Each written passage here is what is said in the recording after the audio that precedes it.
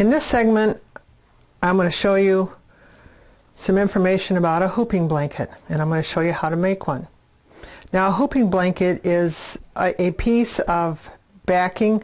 This is a soft cutaway, but it's quite heavy backing. You can also use a piece of muslin. I use this for almost everything.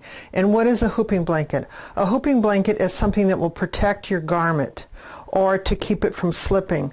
Now, I always use a hooping blanket if I'm going to be hooping satin. Now, here's a piece of very slippery satin, and I would use a hooping blanket with this. And how you use it is you just back your garment as normal, and I just lay my satin down on top, and I'm going to put this hooping blanket right over top of my satin, and then I'm going to hoop it as normal. Now, what that does is it totally protects the satin, plus I don't really have that hoop tight enough, but I just want to show it to you. It protects it. It keeps it from crushing the fibers, and you won't have any snag. And when you take off the hoop, you also won't have a ring left from hooping it. This is extremely important if you're working with like a sweater fabric, a cashmere, because you don't want to crush those fibers, or a piece of Angora or something like that. Then you would definitely want to use your hooping blanket.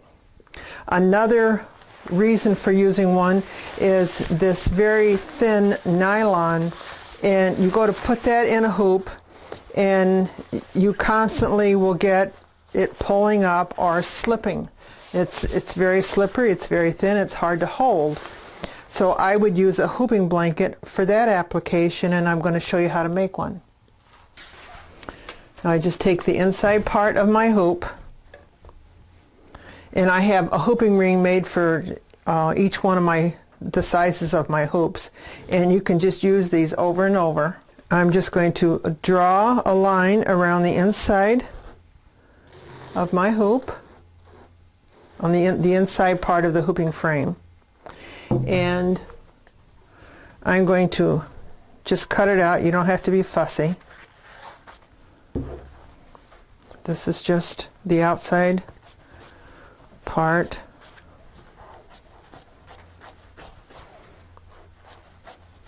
You can leave it square if you want. And then I cut out the inside. Now, we want to leave about an inch, or at least a half an inch from the edge. And I'm just going to just go around and cut this out.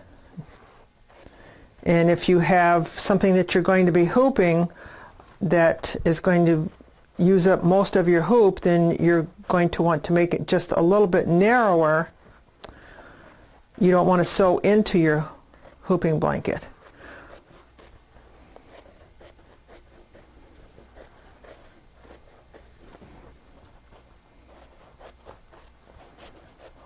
Again, you don't have to be fussy. It's just there for protection.